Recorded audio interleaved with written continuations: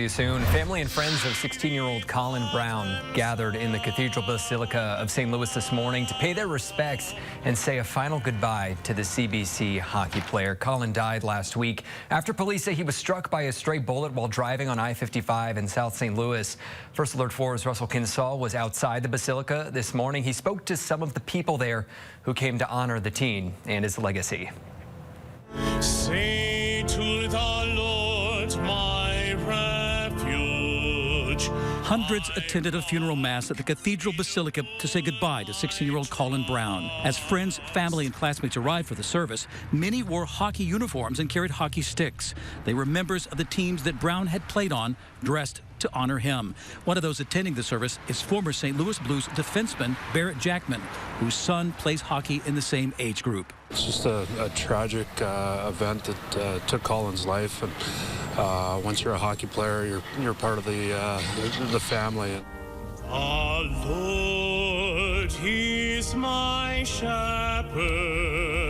Flowers and photos adorned the front of the cathedral. On Saturday, November 23rd, darkness surrounded the Brown family. Brown was shot nearly 2 weeks ago while driving home with his father on I-55.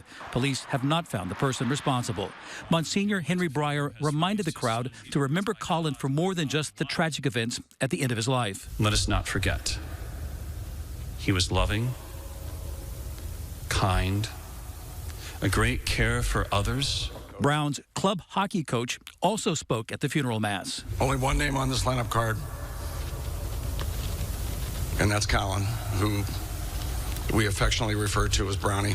Coach Jakubik talked about how hard Brown worked at practice, and he said Brownie had the chance to move on to the AAA Blues hockey team, but he told the coach his heart was with his Afton team and he was staying. Brownie's not moving on to AAA. God apparently needs a star right defenseman. At the conclusion of the funeral, the hockey players in uniforms lined the cathedral steps and tapped their hockey sticks, a traditional show of honor to Colin Brown. In the Central West End, Russell Kinsall, First Alert 4. And police are still searching for Colin's killer. Crime Stoppers putting up billboards, hoping someone will come forward with any information. We know little publicly is turned up from St. Louis Police's investigation.